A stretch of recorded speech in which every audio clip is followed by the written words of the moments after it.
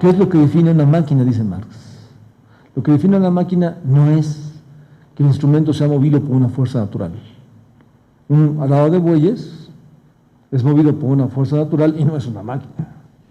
Lo que define una máquina es ser un instrumento automático, un instrumento que se mueve por sí mismo y sustituye al sujeto en la transformación del objeto. Desde aquí entonces, Bolívar Echeverría construye su evaluación de lo que significa el proyecto de la modernidad. La modernidad es una época que tiene como fundamento la automatización de la técnica. La plataforma de la modernidad es la conformación de una red de unidades productivas basadas en instrumentos automatizados. Esta es la idea. La definición de la modernidad es por principio una fundamentación económica. El fundamento de la modernidad es la técnica automática, la tecnología automática, la combinación de la técnica con el logos de la ciencia que hace posible la automatización de las fuerzas productivas. Esta es la esencia, el núcleo del concepto crítico de modernidad. La modernidad así entonces surge con una doble promesa en la frente. Su primera promesa es automatizar la técnica para hacer posible trascender la escasez. Si no hay escasez y se alcanza la abundancia, si no hay escasez y se rebasa la falta de recursos, entonces la abundancia hará posible que el sistema de convivencia entre los seres humanos se pueda pacificar. La primera promesa de la modernidad, el primer anhelo utópico de la modernidad es trascender la escasez, alcanzar la abundancia, volver realidad el anhelo del cielo. Sobre la base de trascender la escasez, la otra promesa de la modernidad es la promesa del reino de la libertad.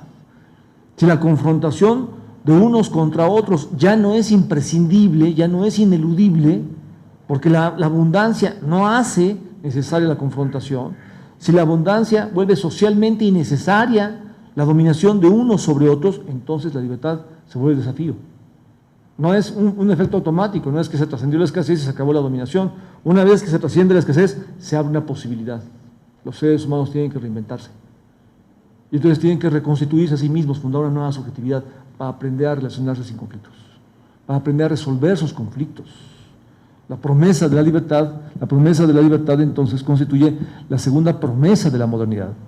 La modernidad es un proyecto histórico que tiene una doble promesa en la frente.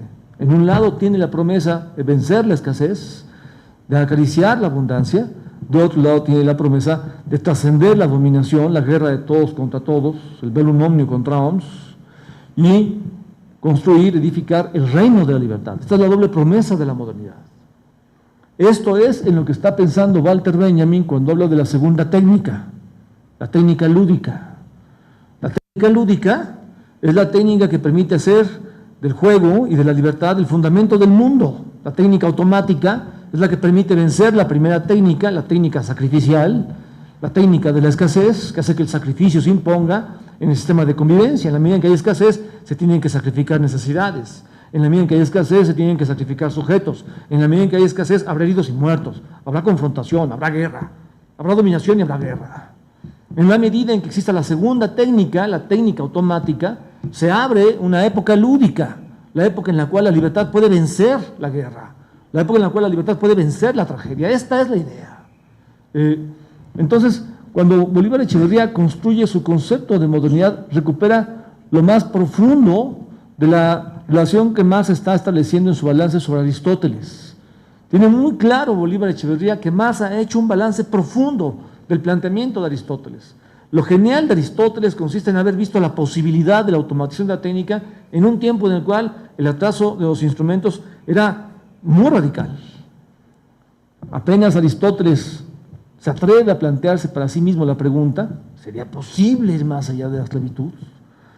Esto es una osadía frente al pensamiento de alguien como Platón.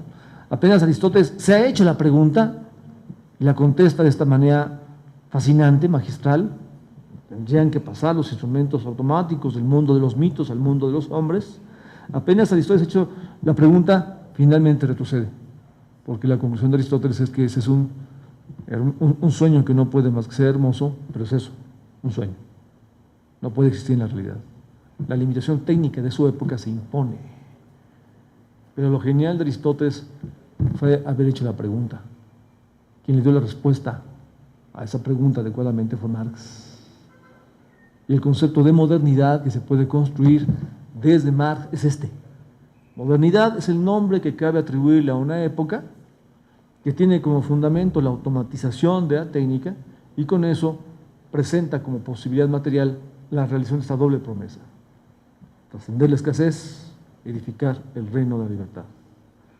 Esto es la modernidad, la época de la técnica lúdica, la era en la que la libertad y la paz se ven una posibilidad efectiva de la historia humana. Esta es la esencia del concepto de modernidad de Bolívar Echeverría. Es lo contrario al desencanto posmodernista.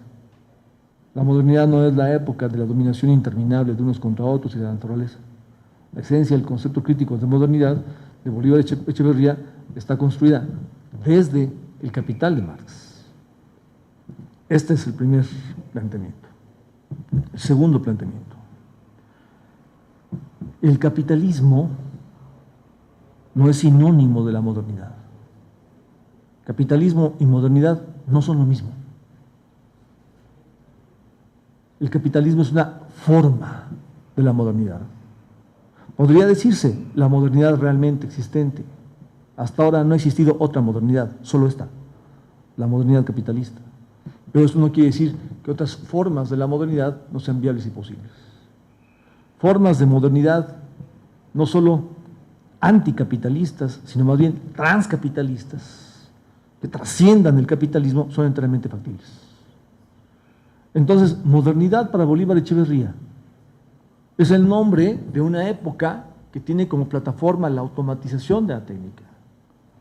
Capitalismo es el nombre de una forma de la modernidad que pone el progreso de la técnica al servicio del dominio de la economía planetaria.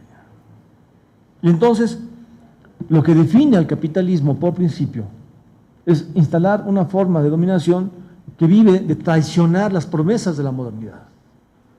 El capitalismo instala, estrena, inaugura en la historia de la humanidad el desarrollo de la tecnología automática, pero no lo hace para trascender la escasez, no lo hace para instalar el reino de la libertad.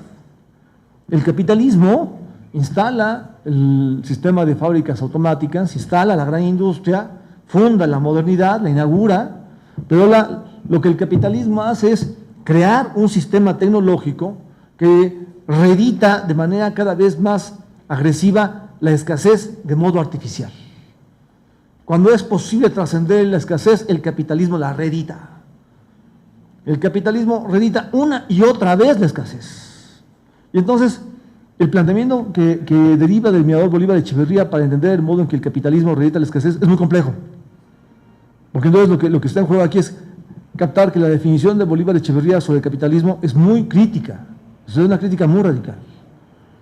Para Bolívar Echeverría deberíamos decir algo así como, para entrarle por el lado político, de la sociología política, algo así como el concepto de guerra civil.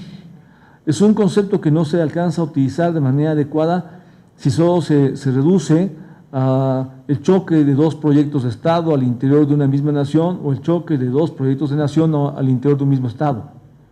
Guerra civil para Bolívar Echeverría, y aquí está recuperando los planteamientos de Marx en la guerra civil en Francia, es un concepto que debe llevar a dar cuenta de que la esencia del capitalismo es la violencia. No hay capitalismo sin violencia. El capitalismo es un sistema históricamente violento. Y cuando no hay guerra, confrontación militar entre estados, en todo caso, hay un simulacro de paz. Cuando no hay guerra militar interestatal o no hay guerra civil intraestatal, lo que hay es un simulacro de paz, un estado de pax. Esto es así porque lo que constituye la base de la relación global-capitalismo es una violencia radical. En el momento en que el capitalismo le arrebata a la sociedad los medios de producción, la técnica y la tierra, en el momento en que le arrebata los medios de consumo, pone al sujeto expropiado de medios de producción y medios de consumo en peligro de muerte. Ser sujeto que tiene que vender su fuerza de trabajo como mercancía significa estar colocado en una situación que interioriza una violencia que empieza siendo exterior.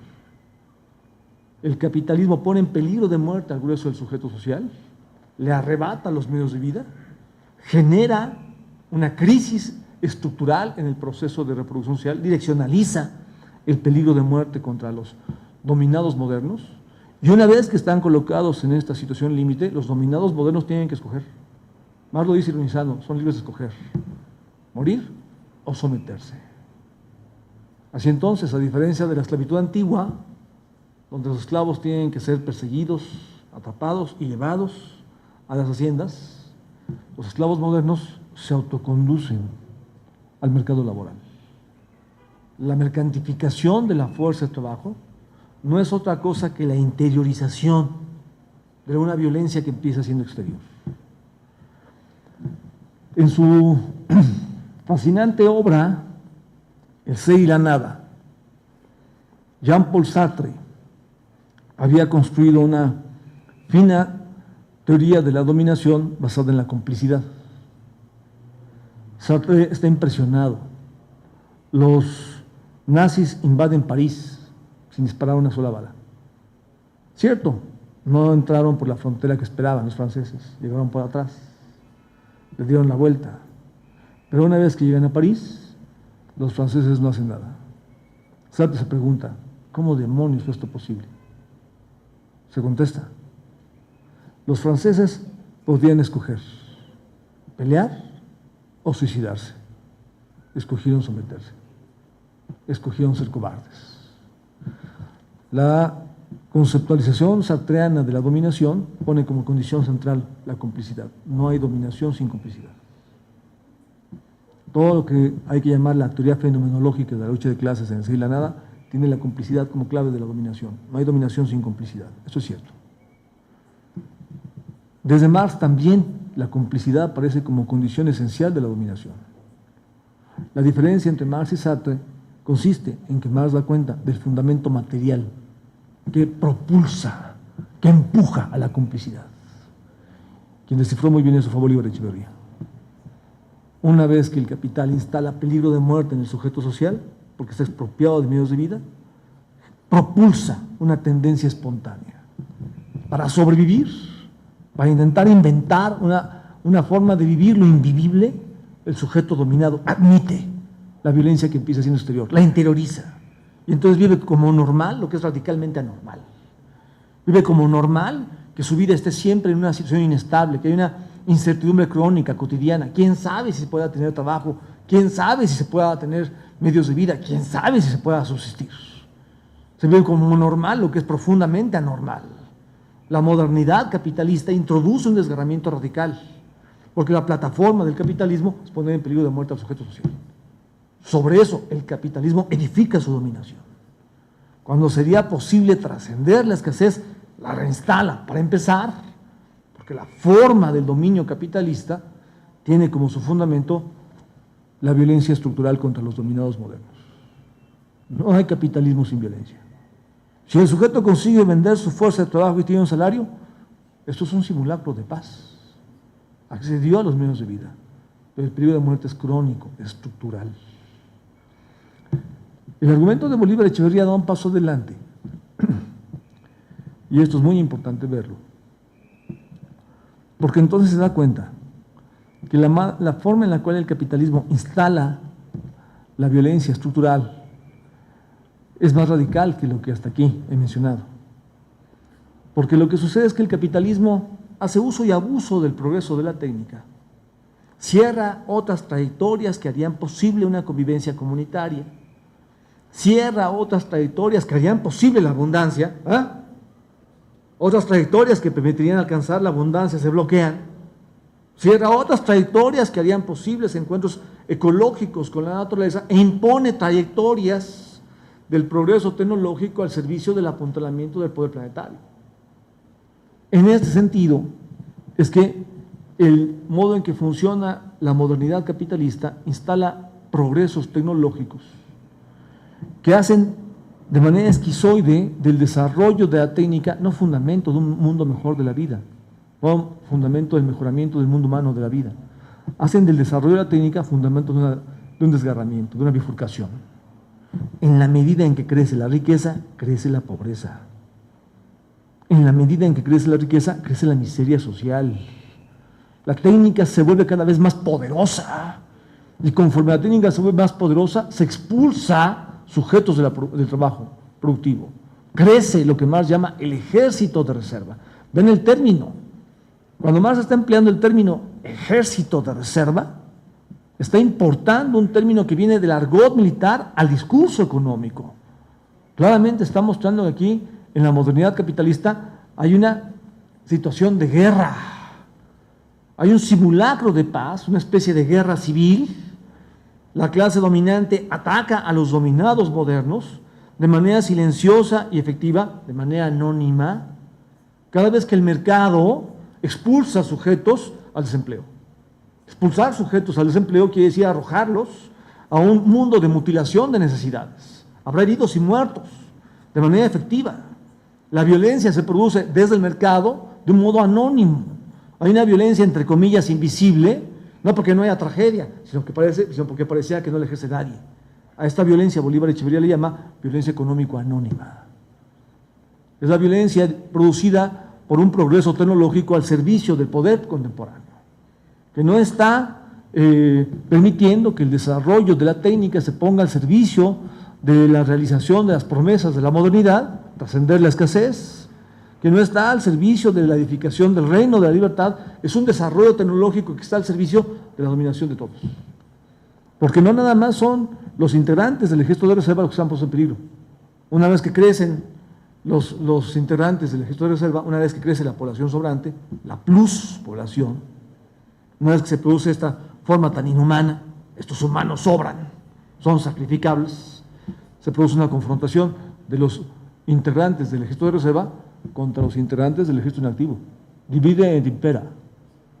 En la medida en que desgarras a los dominados modernos, enfrentas a los desempleados contra los empleados y obligas a los empleados a aceptar salarios más bajos.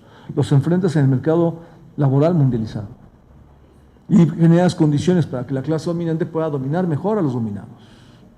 Entonces, el progreso tecnológico en el capitalismo está al servicio de una lógica sacrificial. La legalidad de la modernidad en el capitalismo está articulada por la ley del sacrificio. Se va a sacrificar al ejército de reserva y al ejército inactivo se le va a sacrificar la vida. Tiene que poner todos los días plus trabajo, tiempo para la explotación de plusvalía. El principio que rige a la modernidad capitalista es el sacrificio. Cuando Bolívar Echeverría dice entonces que la modernidad capitalista vive de traicionar una y otra vez incesantemente las promesas de la modernidad, a esto se está refiriendo. Modernidad es el nombre de una época que nace, una doble promesa: trascender la escasez, edificar la libertad.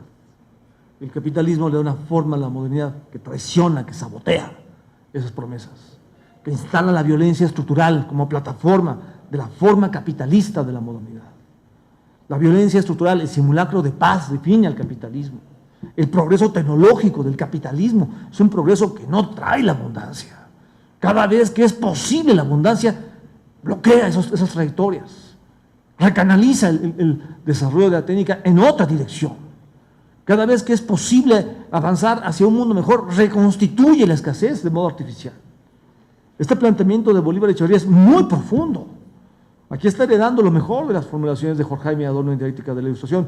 Todos los comentarios de Jorge Jaime Adorno sobre Odiseo, por ejemplo, o sobre la mitología griega, tienen que ser leídos en función de esta clave. Conocen bien los planteamientos de Marx al valorar a Aristóteles.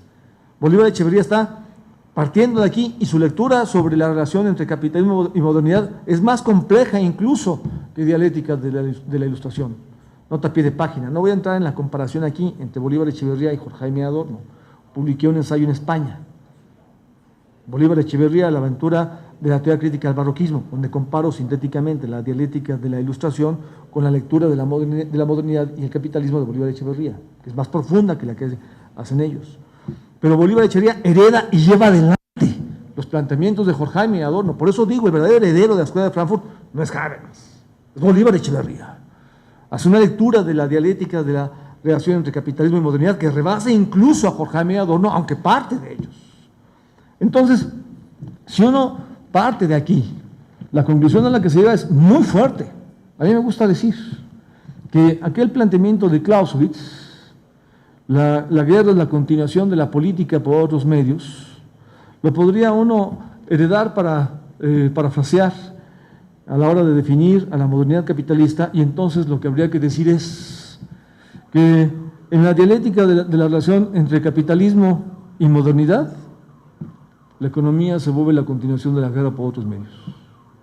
El simulacro de paz llegó para quedarse. El capitalismo es la guerra civil estructural. Nunca se acaba. A veces explota al interior de un Estado nacional, choque de dos proyectos de Estado al interior de una misma nación, choque de dos proyectos de nación al interior de un mismo Estado. A veces explota como lo que propiamente llamamos guerra civil. Pero la guerra civil es permanente. Esta era la formulación de Marx desde la guerra civil en Francia. Lo que Marx ve en el cambio en el tránsito de la primera a la segunda mitad del siglo XIX es que la traición a las promesas de la modernidad ya es irreversible con el capitalismo.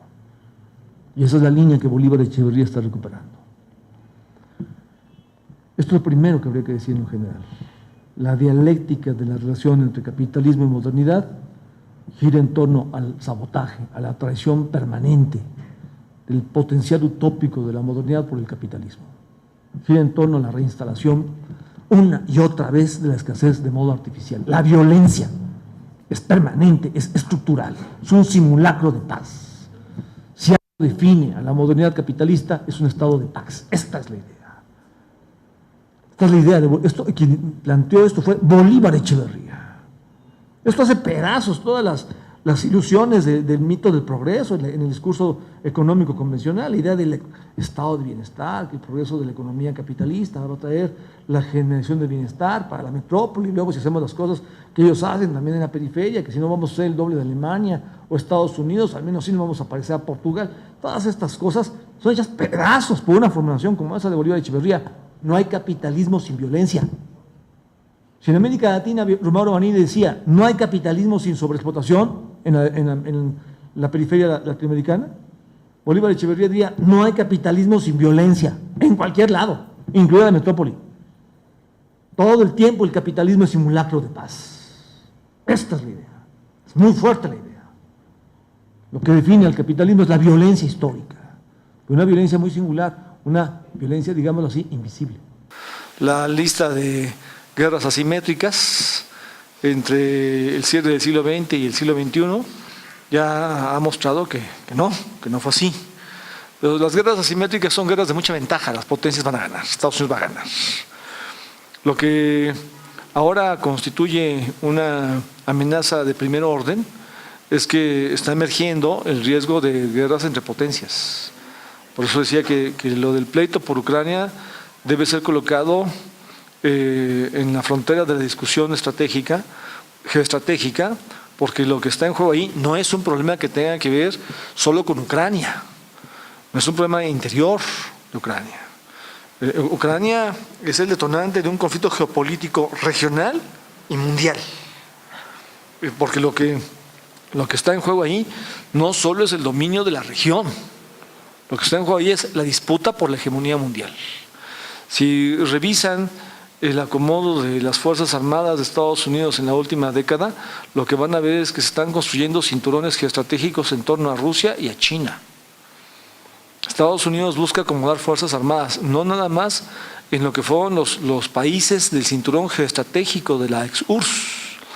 Estados Unidos busca generar alianzas con países, alianzas militares, con países que derivaban del deshilachamiento geopolítico de la URSS, o sea, busca colocar Fuerzas Armadas al interior de lo que fue la URSS. Esto es muy importante percibirlo porque la disputa por la hegemonía mundial es entre Estados Unidos y el binomio China-Rusia. La disputa por la hegemonía mundial sí lleva a una confrontación, para empezar, económico-política, por supuesto, pero luego inestablemente podría adquirir también otras formas, de Estados Unidos con China y con Rusia.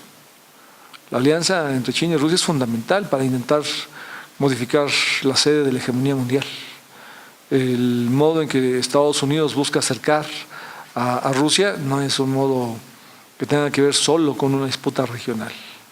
Ahí se cuece la disputa por la hegemonía mundial. Todos los caminos llevan ahora a Asia, ¿no?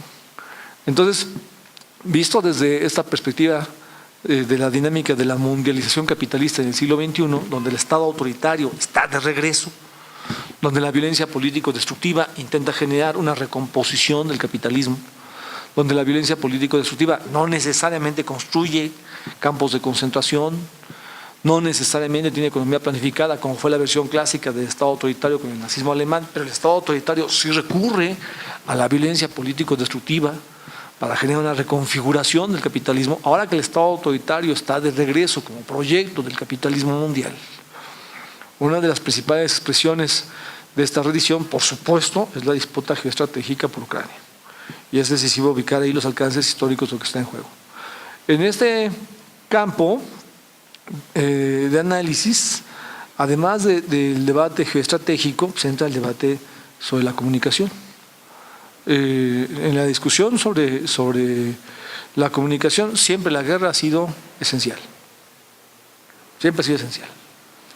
Comunicación es un problema de guerra, de posiciones, si quieren, para decirlo en términos gramscianos, de acomodo de posiciones en la lucha de clases. La comunicación moderna es un problema de guerra de posiciones, de cómo se acomodan los discursos de la clase dominante para intentar tener no solo dominación, lo que exige violencia, sino hegemonía, lo que lleva a consenso, construcción del consenso. Los medios de comunicación, en lo que concierne a la clase dominante, cumplen una función estratégica en la guerra de posiciones. Los medios de comunicación pueden y deben cumplir una función estratégica en lo que concierne a la lucha de los dominados modernos, abajo. La construcción de discursos que proyectan la edificación de alternativas históricas es una construcción que exige la edificación de consensos, la construcción de acuerdos. El gran desafío de la izquierda es cómo hacerle para encarar sus profundas divergencias y en lugar de andar los caminos de somos poquitos y a ver cómo lo hacemos para hacer menos, más bien el gran desafío es cómo se le hace para atender los puentes de comunicación entre proyectos históricos que parecían irreconciliables y que sin embargo solo si consiguen construir pactos van a intentar producir alternativas ante una dinámica que apunta muy fuertemente a la reconstitución del Estado autoritario en el mundo del siglo XXI. Si uno capta que el desafío del siglo XXI es que está enfrentando la redición del Estado autoritario bajo formas nuevas, entonces es muy importante el desafío que la izquierda encara de construir pactos de comunicación que tiendan puentes. Y en este terreno, digo entonces, el debate sobre la comunicación es muy importante. Me gustaría hacer el contraste de lo que hay acá en América Latina, con por ejemplo el modo en que funcionan los medios de comunicación en Estados Unidos y el modo en que desde ahí se intenta con la modernidad americana como plataforma proyectar su efectividad por el mundo. En el número 31 de la revista de la que soy director, Mundo Siglo XXI, le publiqué un artículo a Henri Giraud. Este es uno de los intelectuales de más presencia en el debate actual en Estados Unidos. Es tan importante, me comentan los marxistas de Estados Unidos, allá como Chomsky. Henri Giraud se conoce poco fuera de Estados Unidos, pero es muy importante en Estados Unidos. Este ensayo que le tradujimos, más allá de la máquina de la desimaginación, es muy fuerte. La intervención de Giraud hereda una formulación que inicialmente hiciera Didi Huberman. Al final de la guerra, de la Segunda Guerra Mundial, viendo que la iban a perder, los nazis se plantean destruir las pruebas de sus horrores. Les encantaban las fotografías de quemar a los judíos, de los campos de concentración, de las fosas comunes, les encantaban. Se encantaba coleccionar sus horrores. Entonces se plantean quemar las pruebas, ponen a los judíos a quemar las pruebas, a destruir los campos de concentración, a desmontarlos. El proyecto que tienen es, los historiadores intentarán narrar lo que aquí sucedió, pero no habrá pruebas. Por tanto, tendrán que concluir, semejante horror es inimaginable, no pudo ser, fue imposible. Ellos, dice Didi Huberman, fundaron la máquina de la desimaginación. El heredero número 1 del proyecto nazi de la máquina de la desimaginación, dice Henri Giraud, es Estados Unidos. La modernidad americana es la principal heredera del proyecto de la máquina de la desimaginación. Y los pilares de la máquina de la desimaginación son dos. Lo va a decir uno de los intelectuales más premiados por las universidades estadounidenses, uno de los pilares estratégicos de la máquina de la desimaginación, la máquina para cerrar la perspectiva y vislumbrar alternativas. Uno de los principales pilares en la producción de la máquina de la desimaginación en la modernidad americana, dice Henri Giraud, son las universidades en Estados Unidos. El otro pilar es evidente, los medios de comunicación. Te despiertas con CNN, te vas a dormir con MTV. Entonces, la función de los medios de comunicación es estratégica, porque cumple una función histórica de insensibilización subjetiva. Un sujeto cómplice, no solo del capitalismo, sino de una forma del capitalismo. Aquí vale mucho la pena recordar la crítica que hacía Herbert Marcuse a la modernidad americana en El hombre unidimensional. ¿Qué es lo que representa el capitalismo de Estados Unidos? Dice Marcuse, el capitalismo atómico por excelencia.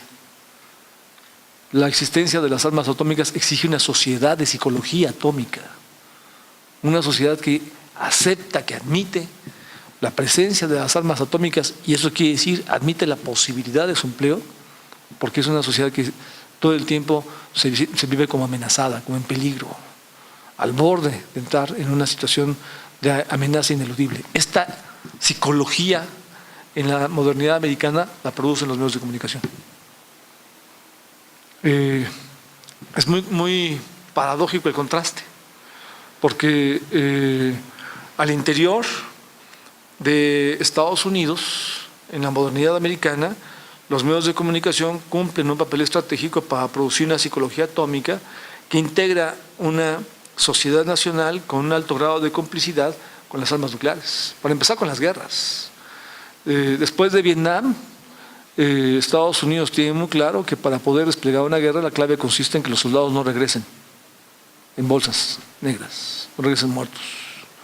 Por eso han avanzado cada vez más en el desarrollo tecnológico de las armas para intentar garantizar que eso no va a suceder.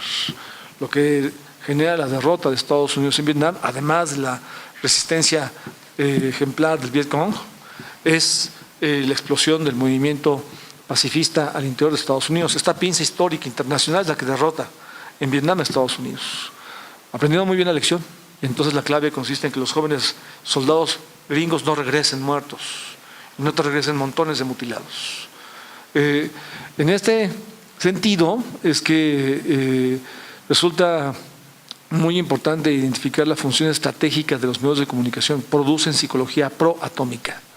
Siempre y cuando los estadounidenses no salgan muertos, incluso heridos, que el American Dream siga adelante. Es una complicidad de los dominados modernos con la forma más ofensiva del capitalismo mundial, la modernidad americana, la forma en la cual, decía Bolívar Echeverría, la legalidad del valor de uso, la legalidad de la vida humana está derrotada por excelencia. Contrasta mucho esto con la ausencia de la discusión, del análisis sobre las condiciones de posibilidad de conflictos militares que hay, por ejemplo, en nuestros países. En México, de Ucrania, prácticamente no se habla. Y por lo que me estás comentando, tampoco se habla mucho acá en Ecuador. No es que no se hable para nada, sino que son discusiones muy circunscritas, muy cerradas. No es algo generalizado, cuando es justo un desafío en el que se está jugando no solo la definición del rumbo de Asia, sino del rumbo del mundo del siglo XXI. En este terreno, los medios de comunicación cumplen un papel clave, muchas veces no por omisión, sino estratégicamente. Por eso decía, lo que importa ahí no solo es cómo se deforma lo que se dice, el principio de desinformatia, que a la hora de informar más bien se deforma No se informa, se deforma. Lo que importa no solo es el principio de desinformacia, sino también el principio de la invidencia, que es un principio estratégico. Importa lo que no se ve. Es estratégico lo que no se ve.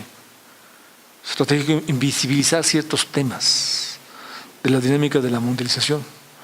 Y entonces, visto así, debería decirse que la máquina de la desimaginación no solo funciona con el principio de desinformacia, promoviendo, por ejemplo, la psicología atómica en la modernidad americana, la máquina de la desimaginación también opera produciendo invisibilización de las grandes amenazas de la dinámica de la mundialización en el siglo XXI. Puede tener dos formas la máquina de la desimaginación.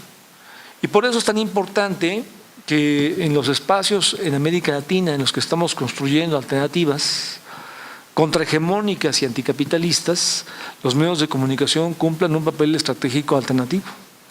No se puede construir proyecto contrahegemónico, no se puede construir proyecto anticapitalista sin edificar formas de comunicación alternativas. La edificación de formas de comunicación alternativas tiene que pasar no solo por abrir espacios para debates que de otra manera no se podrían tener, sino además para también darles proyección en los medios y para generar una vinculación con las diferentes luchas sociales que permita potenciar la apertura de perspectivas históricas. Un espacio como este que ustedes tienen acá, con el CIESPAL, no existe en México. Me recuerda, les decía hace un rato, el centro en el que laboraba Matelart en Chile, que también era un debate estratégico sobre comunicación, lo que está en juego ahí.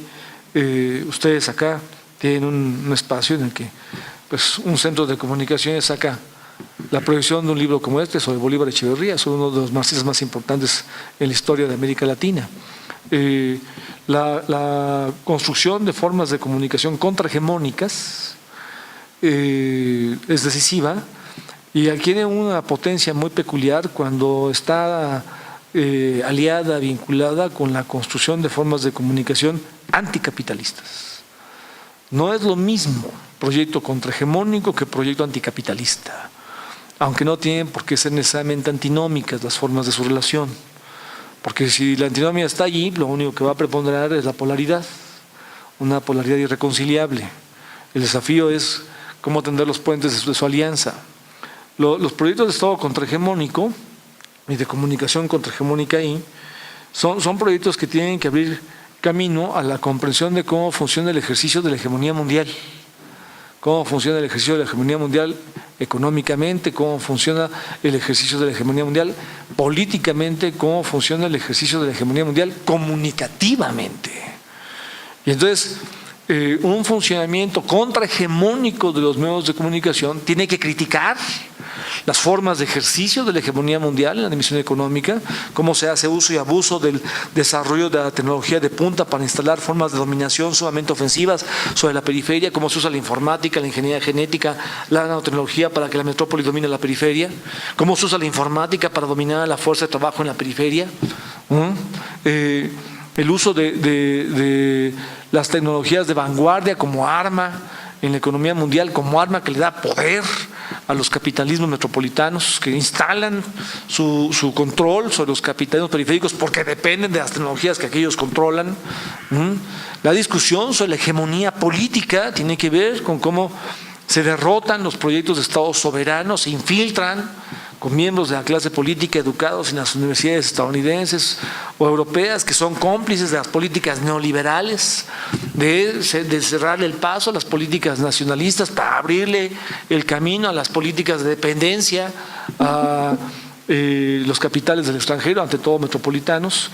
El debate sobre el ejercicio de la hegemonía tiene que cuestionar el modo en que funcionan los medios de comunicación, y ahí por supuesto en primer lugar CNN. Por supuesto, en primer lugar, CNN. Entonces, es decisivo la crítica a los fundamentos de la hegemonía, proyecto contrahegemónico, proyecto comunicativo contrahegemónico, la crítica a los fundamentos de la hegemonía americana, económica, política y comunicativamente, pero también la edificación, entonces, digamos, de de la contrahegemonía exige formas alternativas de comunicación. Y ahí la apertura de las temáticas que no se abordan en los medios de comunicación a través de los cuales funciona la hegemonía capitalista, la hegemonía americana, la apertura de temáticas que no se abordan allá, y más aún, incluso, la construcción de formas de comunicación entre los diferentes sujetos sociales que permitan vincular las luchas que están en curso actualmente. En este sentido es que me parece muy valiosa la función que ha cumplido el CIESPAL para que se abra el espacio y se discuta una obra como esta, Bolívar Echeverría, trascendencia e impacto para América Latina en el siglo XXI.